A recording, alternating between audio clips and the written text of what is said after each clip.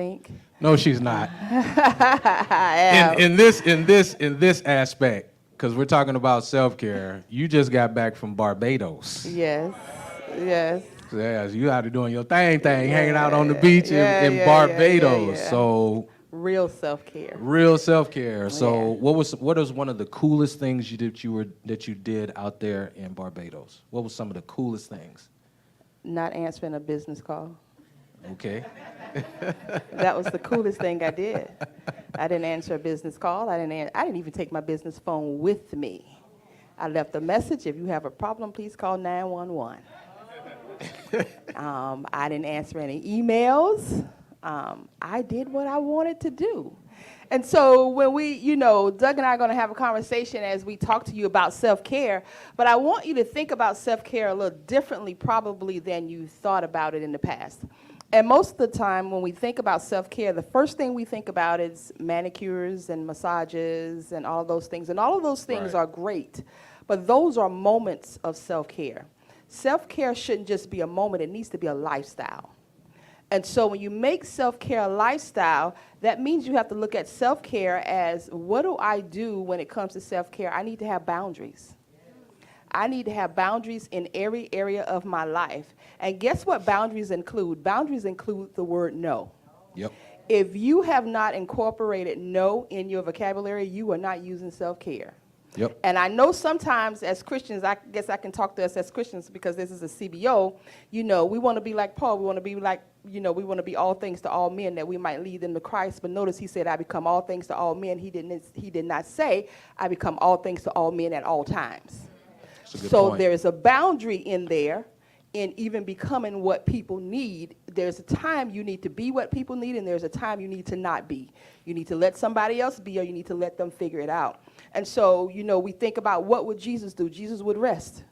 Yeah. Because the last time I read about the scriptures, boat, he was in the bottom of the boat He was asleep.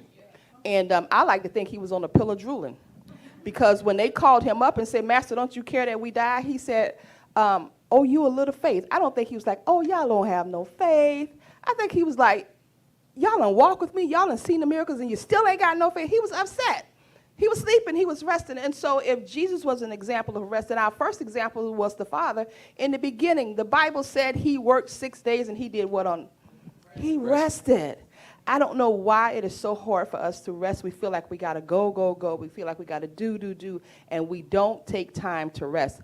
And I was talking to someone earlier, and they were talking about how, they slept all day. And I said, I'm glad you did. That was a good thing.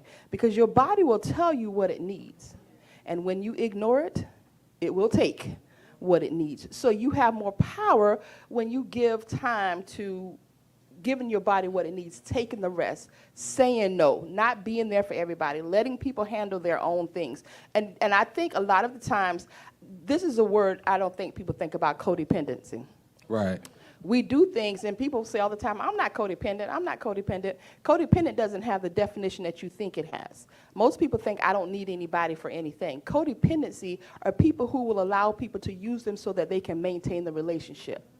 So they have a fear of saying no, because if I say no, this person is not going to be my friend anymore. Well, that person using you is still not your friend. And the misuse of anything is an abuse. And you have to understand when people are using you, they are abusing you. And if you're my friend and you are abusing me, then you're not my friend. And so you have to learn how to put balances in place. And I'm going to challenge that word too. We think about balance. How many of you try to have balance in your life? I encourage you not to. When you think about balance, everything is equal. Is the reality of life that everything is going to be equal? No. So rather than balance, you have to think about harmony. How does everything work together to harmonize in my life? And guess what? What creates harmony today may not create harmony tomorrow. That's a good point. So you got to be able to adjust that harmony. What makes harmony today? I may not be able to do this thing today, or I may only be able to do it 10 minutes today. One of the things I do in addition to being in private practice, I am a realtor and I do day trading. And so I have to find a way to make all of that work together. How do I do that? How do I find the harmony? Some days I can't do trading. Some days I can't pay attention to real estate. Some days, because the forensic therapist takes most of my day, so that's the priority. So I have to harmonize everything around that. In addition, I have a grandson that I love, I have children that I love, I have a husband, that I love and have to spend time with. So I have to find the harmony in it. So rather than thinking about balance, and going back to the scripture, the Bible says in Proverbs that the Lord hates an unbalanced scale. He wasn't talking about all things being equal. He was talking about fairness. Because if he was talking about all things being equal, then he would be contradictory of his word, because to one he gave 1 talent, one he gave 3, another he gave 10. That's not balance. But it was fair. That's a good point. It's not about balance and making everything equal. It's about balance and fairness. And it's about balance and how do I orchestrate my life so that I have harmony in my life. So rather than thinking about finding work-life balance, because that's what makes you crazy, because you're trying to make everything feel, I got to do everything. I got to do this. No, I have to find harmony. And what does harmony look like today? And every morning you get up and you decide what your harmony looks like. Mm-hmm. What are your thoughts? Well, you said a lot. The first thing that came out was saying the word no. And, I'm a big book person. So the first book that came to mind was by Dr. Henry Cloud, Boundaries. Mm-hmm. And one of the biggest things in the chapter dealing with boundaries and saying no, one of the number one thing was fear. Mm-hmm. Saying no requires a lot of courage to say no, especially to the people who depend on you. But the people who depend on you are not a product of your self-care. Right. They're a product of your performance. That's why you're so tired. Mm-hmm. You get what I'm saying? And then when you actually think about trying to do something for yourself, you feel guilty. It also talks about that in the book, about how you feel guilty doing something for yourself because you're so used to giving yourself to everybody else to where you lose how to give to yourself. Absolutely. And we think it's selfish. And we think it's selfish. And it is, and it should be. And it's supposed to be, because like you said in the Bible, even Jesus went away for a while, and they had to come find him. Notice that they had to go look for him. They had to go look for him. He didn't have a red flag. He didn't call him and share his he got location. away. He actually rested. He actually took time. He would do something very big. Look it up in the scriptures. He would do something really, really big, really, really cool, and then you notice he would just break off. And he would sit in Martha or Mary's house, and he kick back, and they just sitting back, and they having a good time. She making cookies and cakes, and he's sitting on the floor. You get what I'm saying? So he was all about community, right, as well as doing the Father's business, and he also took care of himself. Yes. So when he was sleeping in the boat, how many times have we dealt with that, where we are in a good deep sleep, and somebody wake you up, and you're like, what is your problem? I'm trying to sleep. Mm-hmm. We felt like that before. You feel obligated to get up. Yeah, then you get up, you fix it, you go right back to bed, you know. But self-care that's exactly what it is. You have to take care of yourself. You have to take care of your own health and wellness. That's your spiritual health, your mental health, your physical health. And it's all right to say no and to be selfish, because there is no reason for everybody else to live your life and you not live your life. And that's one of the biggest things. It doesn't make you any less of a person because you chose to give more to yourself now, even though you gave everything to everybody else. I think we should absolutely have moments that we carve out and we say, this is about me and me only. Yeah. For this hour, this day, this is about me. And if somebody says that you're being selfish, tell them Dr. McDaniel said I can. You can be selfish. Yeah. Because the thing about when you don't engage in self-care and you're doing everything for everybody else, is really you're not doing anybody any good, because it's not from your heart. It's out of performance. It's out of my duty and out of my title. And so I'm really just giving you something. I'm not giving you me. But when I take the time to get rest, and I take the time to regroup, and I take the time to bring myself back together, and then I give to you, then it becomes service. Right. And that's what's pleasing to God. Okay, because God is looking at our heart. And so my heart can't be right if I'm tired, right, or if I'm hungry, or if I'm angry. And a lot of times with us, especially, and I just have to speak to us as Christians, because we hide behind the word a whole lot. Yeah, we do. And we are hurting, mentally, emotionally. We're not taking care of ourselves. We're not dealing with our issues. I hear people all the time, and I heard it a lot this week. They say Christians are mean. They're some of the meanest people. And I said, because they're tired. They tired. They tired. They need to sleep. They need to rest, and they need to deal with some trauma. Right. You know, they need to dig in some issues and get it together. And we can't be afraid. God is not upset because you go to therapy. Why do you think he made me smart? Mm-hmm. So you can go to therapy. You go to the doctor. We take care of our, you know, you do your physical health, but we don't take care of our mental and our emotional health. And sometimes it's just about not even having a problem. It's just go and talk to somebody. Mm-hmm. You'll be surprised at how just being able to just get it out. Just let it go. I was telling Bernice earlier that sometimes I'm in the store and people just walk up to me and start talking. I'm like, okay. Didn't ask for that. But evidently, it was something that drew them to say, let me get this out at this moment. Right. And I stand there and listen to, don't know who they are, probably never see them again. Mm-hmm. But it was something that said, I needed to get this out. Sometimes you just need to get it out. And sometimes you just need to be honest. I am that person. I am honest with God. Very honest. He already know anyway. So I'm going to tell him, I'm angry with this person. I ain't liking them right now. And this is what I want you to do. Oh, so you saying you ran out of Jesus. You had some run out of Jesus moments? I sure did. Now, the flip side of that, and you know, I patterned it after Jesus because when he was about to go to the cross, Jesus had emotions and feelings. He said, Father, this is where we see depression. If it be thy will, take this cup from me. He felt that thing. So it's okay to feel it. But then he turned around and said, nevertheless, not my will, but thy will be done. And so when I have those moments, I will say, God, I'm angry. I don't like this person. I don't feel like doing this, whatever. But I'll turn around and say, I want you more than I want the anger. Mm-hmm. I want you more than I want the. But I don't deny what I feel, because guess what? When you deny, we are like, I like to say it's like pressure cookers. Yep, pressure cooker. When we deny stuff, it just pushes down and pushes down. And if you ever know the old pressure cooker, if you take the top off of it wrong, it's going to explode. And that's how we are. And to think about explosion, it don't happen when you can control it. It happens at the time that it's going to cause maximum damage. Mm-hmm. And guess what? We can make our choices, but we don't choose our consequences. And that's the and explosion. Sometimes when we're thinking it's the devil, it ain't the devil, it's the choice you made. And I think we give the devil too much credit. For us to be as saved and as powerful as we are, there's no way the devil should be getting that many licks in.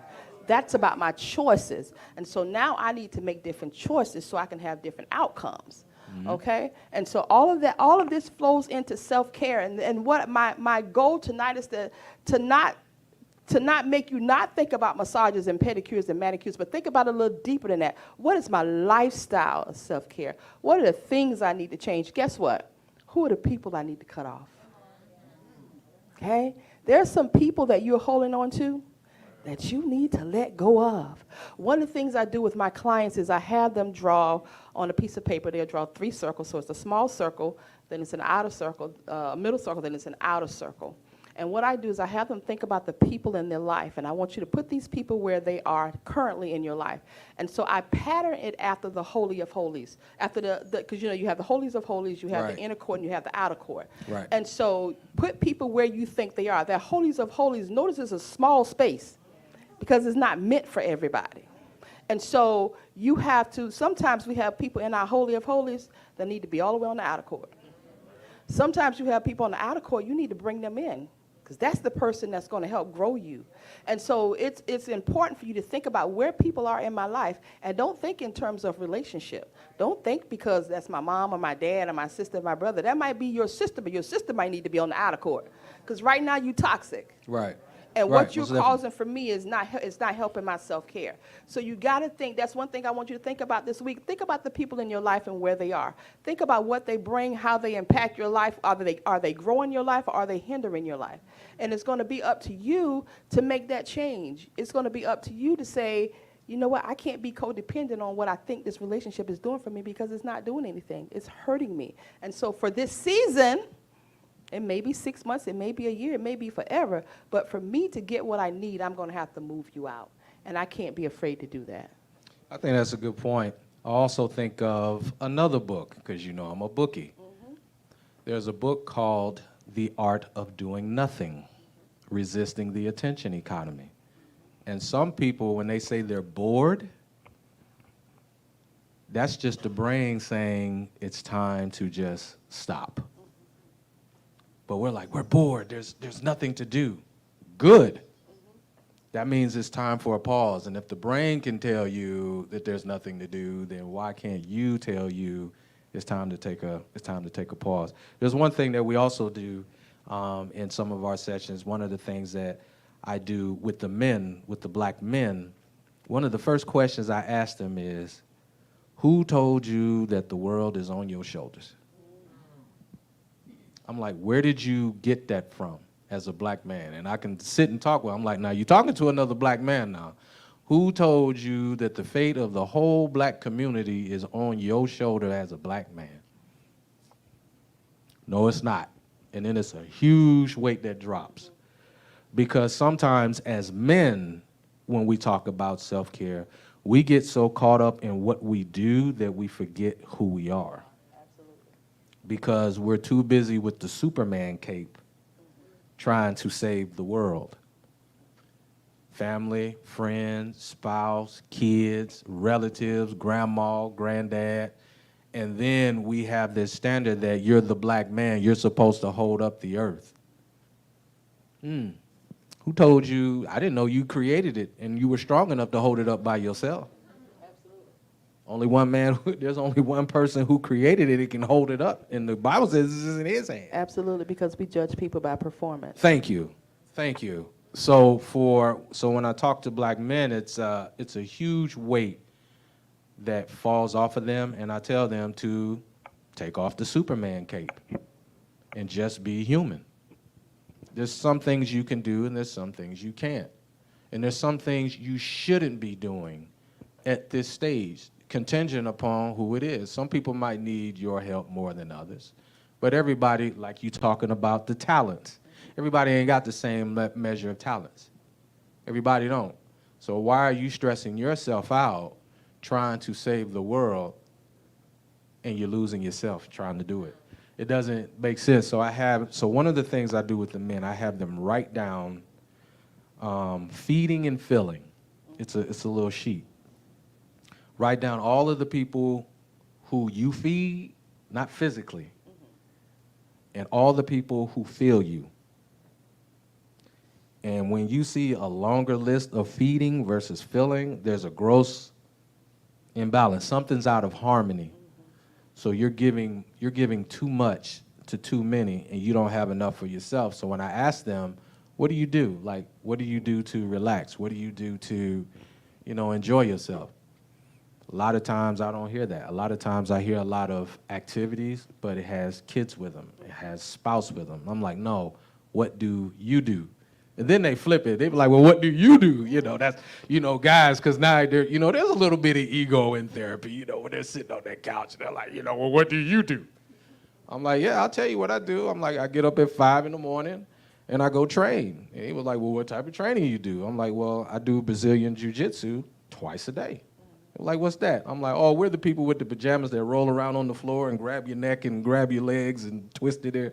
I'm like, yeah, I do that. I'm like, it's fun. Because when I'm in that space, I don't think about anything else other than the person who I'm wrestling with who's cool. But that's my area of self-care. So physical fitness, not talking about being a gym rat. I'm just talking about exercise and all the issues I got in my body out. Because one thing is, with men, we have a tendency to internalize our pain and our anger, and it comes out another way. The mind suffers, but the body cries out.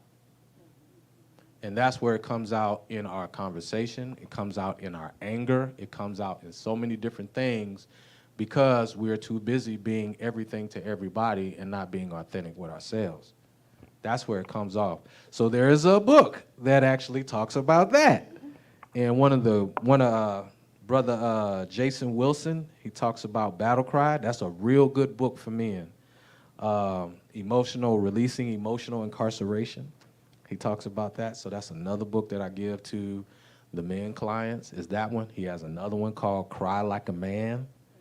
That's another one. I like that title. Yeah, so a lot of these things are self-care because it's not just the pedicures or the manicures or even the massages for men. Sometimes it's knowing that you are human, and it's okay to say no, because men have a very hard time saying no, especially when it's women, the woman that's asking us. Anyway, You know. but he is right. I like the aspect of saying be human. Be human. And I think because one of the things when I ask people in therapy, tell me about yourself, the first thing they do is they start listing off their titles. That's it. And I said, thank you for your titles, but tell me about you. Who are you? And you'd be surprised at the amount of people that are so caught up in their titles, and their titles have driven their life so long. There are people that don't even know their favorite color. It's like, I really don't know what color I like these days. If you could go anywhere in the world, where would you go? I don't know. These are things you need to be able to tap into, like, my favorite color is purple, Right. Yeah, Right. If I could go anywhere in the world right now, I'd be on the beach somewhere, in a lounge chair. Know these things about yourself. It's because I take care of myself. I try to take care of myself mentally. I'm very honest about where I am. If I'm mentally tired, I say I'm mentally tired, and I'm not talking to anybody. I am that person that will look at my cell phone, and people who call me, they will tell you, she might call you back in 2 or 3 days. Yep. I don't feel obligated to answer a call just because somebody is calling me.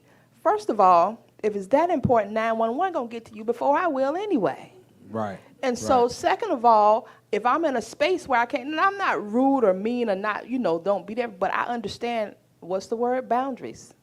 Yep. I have to have boundaries in place. I can't talk to everybody all the time, anytime they want to. And I have to be okay with that. And 9 times out of 10, you let people wait 2 or 3 days, they're going to figure it out. Yeah. They're going to call somebody else to figure it out for them. But, put the these are the things I want you to think about this week. Where do I need boundaries in my life? And not look at your life in a totality. I want you to break your life up spiritually. I want you to break it emotionally, with my family, with my job, with my business, with everything that I have going on. Where do I need balance? The second thing I want you to think about is, what areas do I need to begin to say no in? That I've been saying yes, that I now need to start saying no. Third, who are the people in my life that I need to start shifting around? Where do I need to start moving people around? And then I want you to think about, what do I need to do for me for self-care? What does self-care look like for me? And begin tomorrow, start saying, okay, what's harmony for my day today? What's going to make my day flow in harmony? What's going to make my day move in a way that it needs to be effective? And just because you start doing that doesn't mean everything is going to every day be perfect. Right. Because I think about, music. For those of you who know music, you have sopranos, you have altos, and you have tenors. They all have different notes. Can you sing? Keys. The Bible says, make a joyful noise unto the Lord, know or is what? it just noise? That's why he gone. But they all sing in harmony. And yes, sometimes when you're making music, the choir is singing or the group is singing or whoever is singing, and they'll be like, something is off. Something is just, and so they have to make an adjustment. Sometimes in singing, when it comes to a certain part of the song, you have to do what's called an invert. So you have to do a little more. So when finding that harmony, it's not like it's going to be the same, Right. You may have to move some stuff around, but what does harmony look like for me? And guess what? My harmony doesn't look like Douglas' harmony, doesn't look like your harmony, and that's okay. What is harmony for me today is going to make me flow well. But I will tell you this, the consistency of your harmony needs to start with time with God. Yes. If your day don't start with time, let me come back to me. If my day does not start with time with God, the harmony is off. So I understand that that's the first thing I got to do. I got to get in his face. I got to pray. I got to spend time with him. I got to invite him into because he don't just bombard your day now. You have to invite him in. But when you invite him in, I promise you, he's going to be there. I know because I've had moments. I go in restaurants. I deal with the same people y'all deal with. At McDonald's. Well, I don't go to McDonald's, but the grocery stores. I was about to get you, too. I'm like, Yeah, the all the stuff we deal with. And guess what? Here's what it is. You can't control. Here's another thing. You can't control what's going to happen when you leave your house. That's why you got to prepare yourself before you go out that door. You got to put something in before you go out of the door. That's self-care. I'm preparing myself before I go out so that I can have something when I go out and the attacks come at me. Then now I have something I can fight with. And it's a good point, because if you think about it, when we're talking about the Most High God, he gave you that day to wake up to. So it's only right to, when you open your eyes, to say, thank you for a day that I've never seen. That's what the old folks used to say. But it's like the older you get, the more you begin to understand what they used to say. Thank you for a day I've never seen. You know, so he's already decided to give you the next day. Because also on that same day, you could look on the internet and read a newspaper and somebody got taken out the day before. So it's only right to give him that day when you open your eyes. Lord, thank you for allowing me to see another day. And sometimes if that's all you can do at that point, you start somewhere. Because going with what you're saying, and we're talking about self-care on all of the spiritual aspects as well as the mental and the physical, one of the things that sticks out to me again is, how do I get into the habit? Because it's easy when we're saying it, but now it's all about habit. And so, I'm a bookie.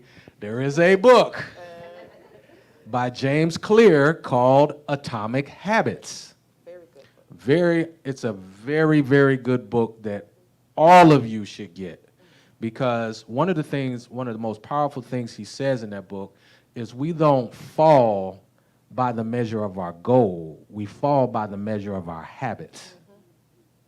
He was like, we can both have the same goal, but how is it that you got there, but I didn't? It's because of our habits. And one of the things he says when starting a habit is, you go through what is called the zone of frustration. Everybody thinks when they start a habit, it should go here.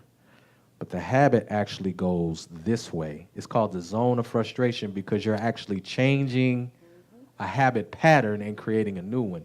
So it goes here, and the longer you stick with it, it goes up. But that's where a lot of people quit a habit, is in the zone of frustration. That's where they get disappointed. Right. And I think, when he talks about it going in that zone, I like that, because when you're creating a new habit, what you're actually doing when you're going down is you're digging up old habits. You digging up? Yeah, oh, You man. can't plant new habits on top of Right. old habits. So you have to dig those old habits up, and sometimes those old habits are deeply rooted.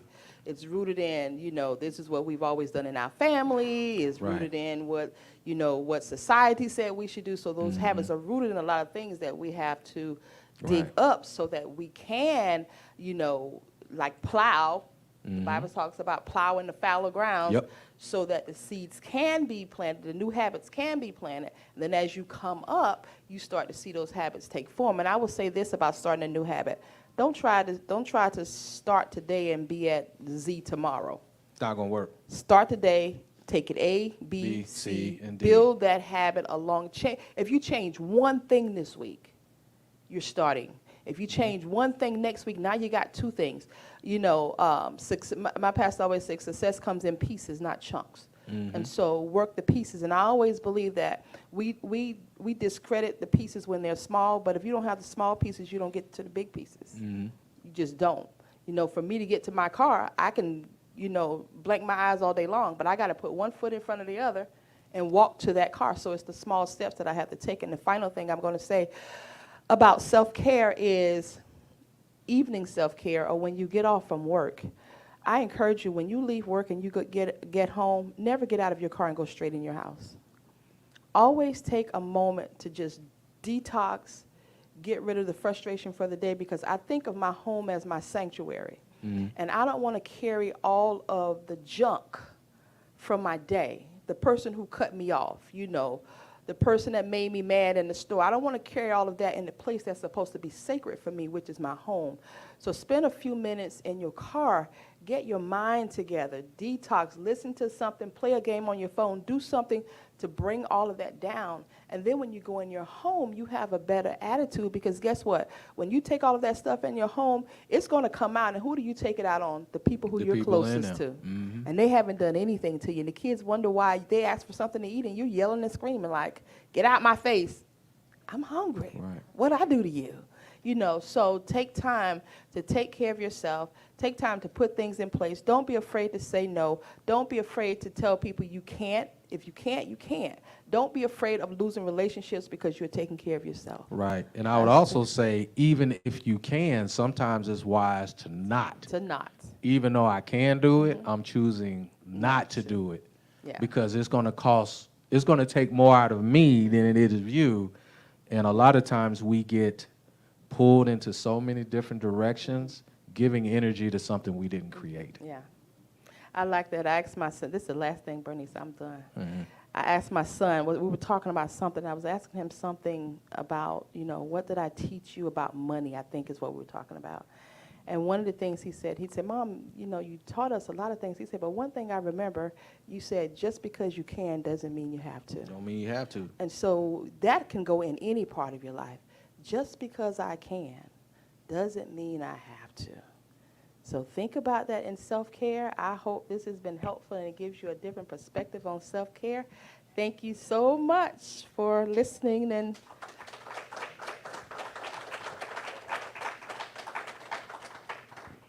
oh, y'all give her another hand. That was good. She actually finished 4 minutes early, but I want to take this time like a Q&A. Stay right there, Dr. Ann and Dr. Doug. And I want to take this moment and invite you up here. If you got a question, come to the mic. We also got a cordless mic that we can bring to you. If you got a question for Dr. Ann or Dr. Doug, anything that was said, anything you can think of, this is the moment. You remember I said we focus on 3 things: pray, network, and education. So we're educating you guys on tonight on self-care. Anybody have a question? Yeah, come on up. Come on up. She's the accountant. Y'all give it up for the accountant, y'all. Money, money, money. Money, money, money, money.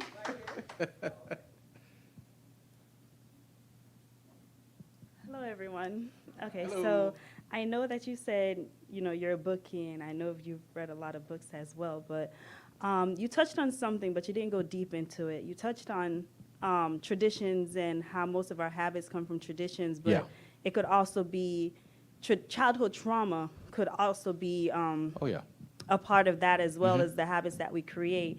So, for us that are out here, do you have any book recommendations or anything that you can, give us to say this at least touched on it so you guys could read more, do your more research onto it, even if it's just like a website or something, just to touch on childhood traumas? Because some of us, things are embedded in us because our parents put it there and we just grew with it, but we don't know how to really get rid of it. And I know you guys are therapists, so you would probably recommend go to therapy, but... For the men, I go back to Brother Jason Wilson, Cry Like a Man. Very powerful book. There's a lot of things where he talked about relationship-wise and childhood trauma as a man. He also has another one called Battle Cry, Emotional Incarceration. And he talks a lot about black men and the trauma that we face. And one of the chapters he talks about getting rid of the father wounds. He talks about that in that book, but I ain't gonna take a lot of time. A lot of stuff that we could talk for hours up here, but that's a very, very good book that I would recommend. But I also recommend Atomic Habits, because when you're talking about intergenerational transfer, my mothers did it, my father's fathers did it, now we're doing it, and it's the same pattern. That's intergenerational transfer. And naturally, the Bible talks about that. That's another book. I'm a bookie, so the Bible. But when we're dealing with habits, one of the things that Carl Jung said in psychology, when you make the unconscious conscious, that's when you can take action. So take a look at some of the habits that your family is doing and some of the habits that are actually being implemented now, because that's making you conscious of something's not right. So now we go into how do we change it. In that book, it also talks about, and have you said, doing it in increments. What are some things that we can change? Like, let's say if I came, this is just an illustration, let's say if I came from a family that was always fighting, but now I'm always fighting with my wife, but now I'm conscious that where it came from, now I can start taking the steps towards not. So what are the things that trigger me to fight? every time? Is it something that she's saying? Is it a particular time of day? Is it a particular time of week? What is it that now triggers me to fight? Because I've come from a family of fighters. So what triggered them? You get what I'm saying? And so you start where you are, and in the process of changing those habits, you begin to see a lot of things that revealed because you are actually going against something that was considered normal. Yeah. Does that answer your question a little that bit? does answer my question. Now, when it comes to disagreement, and I'm done, when it comes to, let's say, a book, there's a book also called Why Are We Yelling? How to Have a Productive Disagreement. That's another book by Buster Benson. That's another book I recommend that you get. I also recommend to black men. And it talks about the three realms, the head, the heart, and the hands. And 9 times out of 10, anytime we have a disagreement, talking about intergenerational transfer, it's affecting those 3 areas. Head issue. You know, is it something intellectual or logical? Heart, something emotional. Or the hands, some type of particular act of service, or what was done, what wasn't done. So when we look at intergenerational transfer in some of those areas, that also can give you some type of little blip on the radar. Yeah, that, okay, I may not be able to put my exact finger on it, but I'm in the right area that something ain't right. And if I keep changing habits and doing things very slow, more of those things will be revealed. Yeah. I would agree with all the books he said. I would also say when you start digging into trauma and things like that, talk with a professional. Yes. Because what happens is you start to open up wounds. And if you don't treat those wounds the right way, you re-wound yourself. And so the books are good, and I think you should read them, but if there's any trauma, anything you need to do with, talk to a professional so that you can do the two kind of simultaneously. Yep. One of the things you were saying about the example you gave about, you know, I came from a family that argue with my wife. What triggers me? Sometimes peace trigger people because dysfunction is my normal. Yeah. That's it. And so if I don't have that dysfunction, if I got peace, that ain't right. So I need to create. So that's why, you know, having somebody to help you navigate that, because that's a whole thought process shift. Yeah. That's a whole thought process change to understand that, okay, peace is what's normal, not the fighting. The fighting Right. is dysfunctional. So how do I shift from my dysfunctional being normal to really getting into a normal space? So. Yes. Thank you, guys. Can I add to that, please? Also, there's a book called It Didn't Start With You. Can you get on the mic? We're also live for this session, so that's why we asked if you have a question that might pick up the live stream for the viewers that are watching. Oh, okay. No problem. I was just echoing and supporting what you just said and everything that you all just mentioned. It didn't start with you. It's a really great book by Mark Wolman. And the reason why I am recommending that book, because trauma, as you mentioned, is anchored deep, and sometimes we have no relation to it. And as a Black community, sometimes I feel that we just continue to harbor in and accept things. And coupled with therapy, you do get to release so much, and you get to recreate yourself and give yourself permission to feel and not do what you have experienced in the past.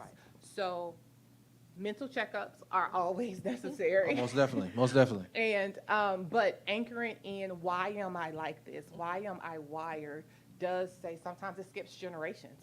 Maybe it skipped a few, and there is this hormonal compound that comes with it that sometimes we cannot identify, that we do need professionals to be able to help us sort things out, because we are suffering silently, and it's causing our generations to come, and it's impacting their trajectory because we're not healing ourselves. Absolutely. So that's all. That's a good point. That That's was a good point, and she said point. she said an important word. She said, "Give yourself permission." Yep. Sometimes we don't give ourselves permission to heal because we don't think we deserve it, or it happened to my mom and she okay, or it happened to this person and they're okay. Give yourself permission to heal. It was not okay. Or if you were the person who actually was doing the trauma, also give yourself permission to be forgiven Yeah. And change. and change. Right.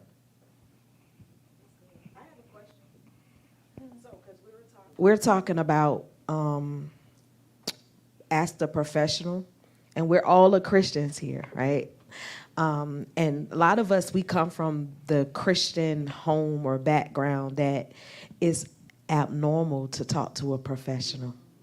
That we just go to the altar, we pray it out or whatever it is. Well, you guys, come on, we've heard that before, right? Right. So now we have you two as doctors and professionals that are Christians. Can you elaborate on that and kind of encourage us even the more? And how do we know we need a professional? Because some of us, we may not know that, you know what, I actually may need a professional versus I got to just pray this thing and see God move. What's the... Well, you know, we were taught, especially in the black community, what happens in our house stays in our house. And I think it was because our forefathers were struggling to find dignity. And so you don't tell anything that's going to take away our family dignity and our family pride. And if it happened to me and I'm okay, you're going to be okay too. It's just something that happens. We normalize the dysfunction. And so you have people who, you know, this dysfunction is normalized, so they grow up thinking it's normal, but feeling the abnormality of it. Right. You know, I feel it in my attitude. I see it in the way I behave. I see it in how I respond to people. But who do I tell? And then we go and we get saved, and now I really can't tell anybody because I'm supposed to be perfect. I'm the Christian. I'm supposed to pray it away. But how many of you know Christians commit suicide? Why do you think people commit suicide? Because they see no end, no solution to a problem that they can't figure out how to fix. And so the easiest way to fix the problem is if I'm not here. Okay? So don't think because we are Christians that we get to escape. Now, some people, God supernaturally heals people. I believe in miracles, but for the most part, we have to work through things. How do you know when you need a professional? When the behavior is constantly going on and everything you try to do to change it, nothing changes it. That's good. Nothing. I've tried to do this. I've tried to stop lying. I've tried to stop drinking. I've tried to start sleeping around, but nothing changes it. When nothing changes it, then you need to talk to somebody because now we need to start digging into the etiology of it. Exactly.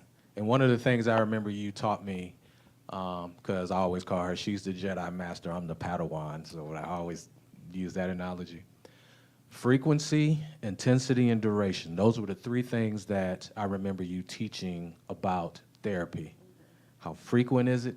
And when it does happen, how intense is it? And how long it is. So those are the three things when we're talking about these type of trauma and issues, frequency, intensity, and duration. It made me think of that. But going back to your earlier point, man, it was so good, and I was going to piggyback off of it, but I just lost it. It was so good. See, I hate when you take all the thunder, see. But no, it was back to just pray it away. We have to be honest with this, that every leader, well, let me be more specific, every pastor doesn't have that skill. Every pastor can't do open heart surgery. Every pastor can't do, podiatry. Now, that doesn't mean, now you have those in the faith who are skilled in that area, but the key word is skilled. Every pastor is not skilled in psychotherapy and psychoeducation. So one of the problems that we have is when we say, hey, just pray it away, that's why the problem is still there, because maybe that particular leader is not equipped to deal with that psychological issue. That is where a competent leader will say, hey, I'm gonna work on your soul, but we're gonna have a therapist work on the mind. We're gonna work hand in hand. And you have a lot of spiritual leaders who do that. And there's a lot of spiritual leaders who actually have references to other areas of psychotherapy with qualified, credible, licensed people for you to get the care. There's nothing wrong with referring somebody. I'm not a pastor, but I do have enough common sense to know I've been in many leadership positions, and if there's something that's going on with my people that's outside my purview, I'm gonna find somebody who's skilled in that area to deal with that problem. Amen?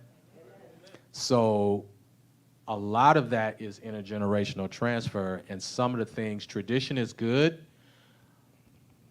but a lot of that is why we still have some of the problems in our family now with trauma, is we try to keep everything in-house, and you can't do that.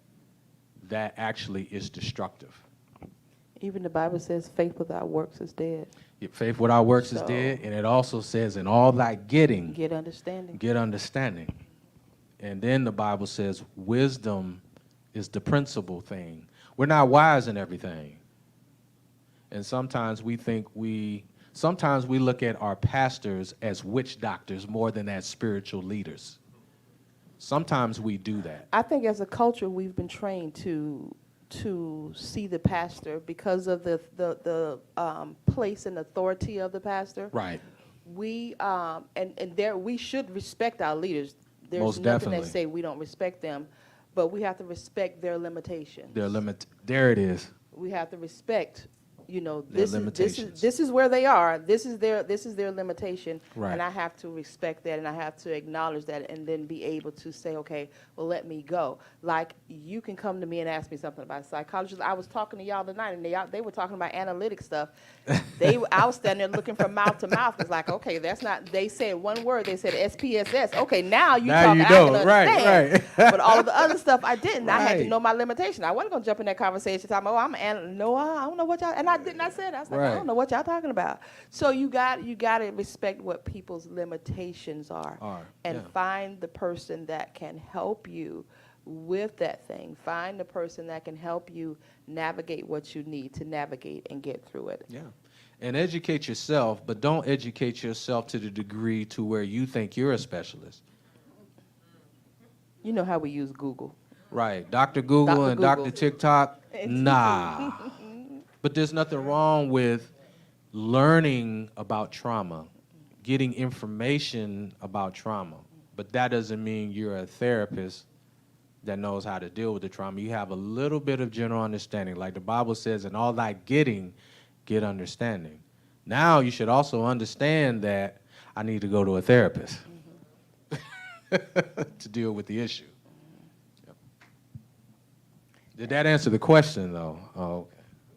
And I can't say this for all therapists, but I'm going to talk to you from the practical, I'm going to talk to you from the spiritual, and I'm going to talk to you about the demonic connections that happen in those things and in generations too.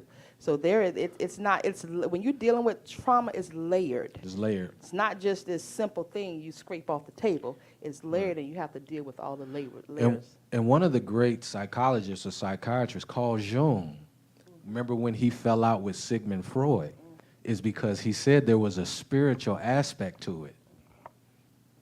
And they actually had a disagreement. He was like, no, there's a spiritual aspect to this on top of the natural that we see. Yeah.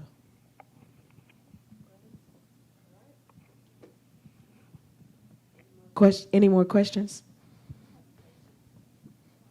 Come on up with the mic.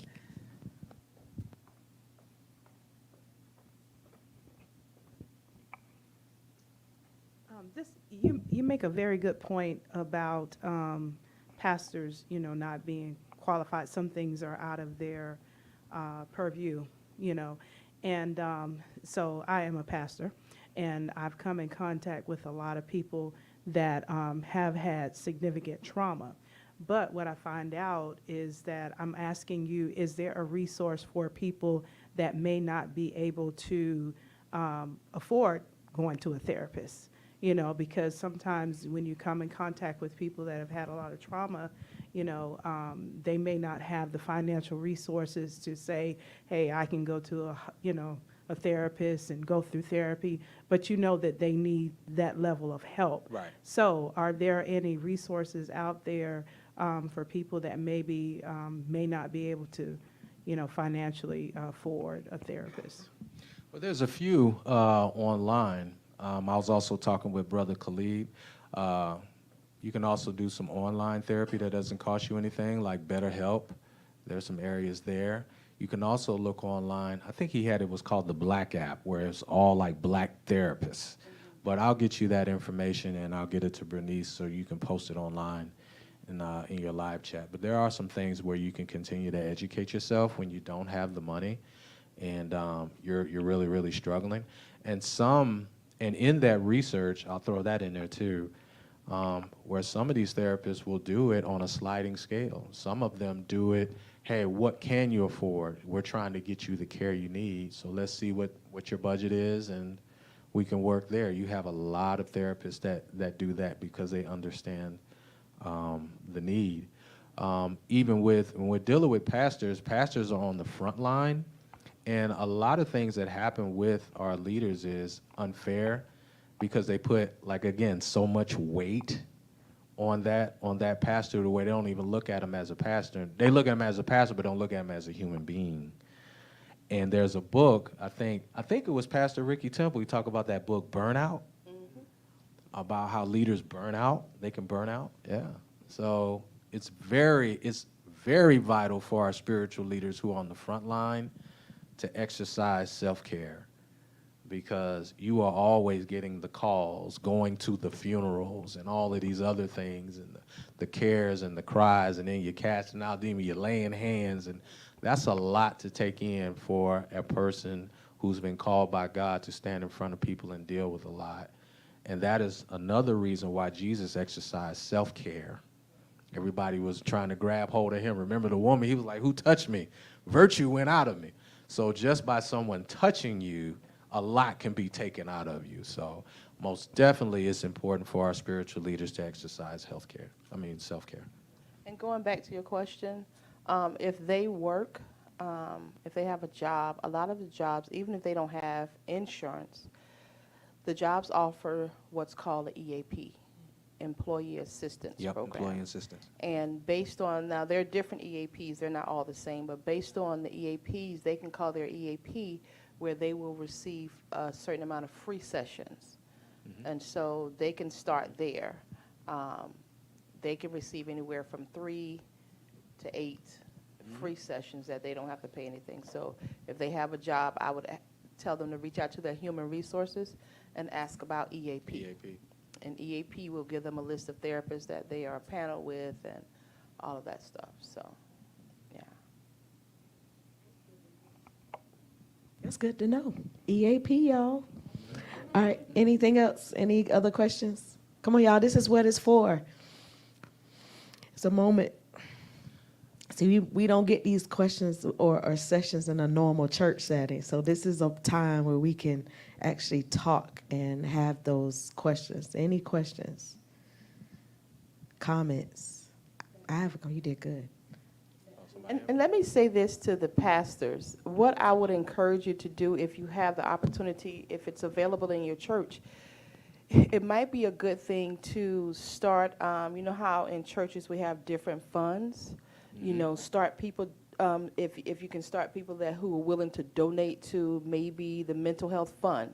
Yeah. And so you can send, because a lot of churches will pay for 5 sessions or 6 sessions for people. So that's something That's a that good churches point. pastors can start thinking about That's a good having. point. You know, when you're having the funds, we need to put something in place for mental health. Now, with that, you need to have, what's the process that you're going to be able to, you know, take people through, because you don't want to waste the money. It needs to be somebody who's going to be committed to Right. getting the help that they Right. need, not wasting the money. That's a good idea, how to deal with the problem in the community, especially in the church setting.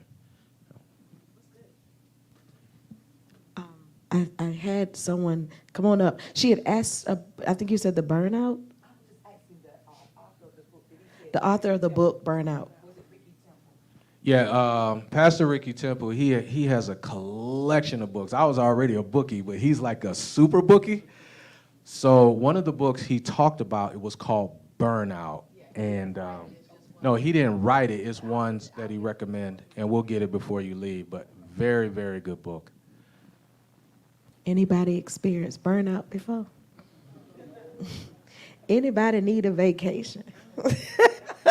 Look at these hands. Oh, yes. So this is a good session, I'm telling you. Anybody learned anything about boundaries? I mean, that was good. That was good. Thank you, Dr. Ann. Y'all give them a hand. Dr. Ann and Dr. Douglas. Okay, Douglas. Thank you so much.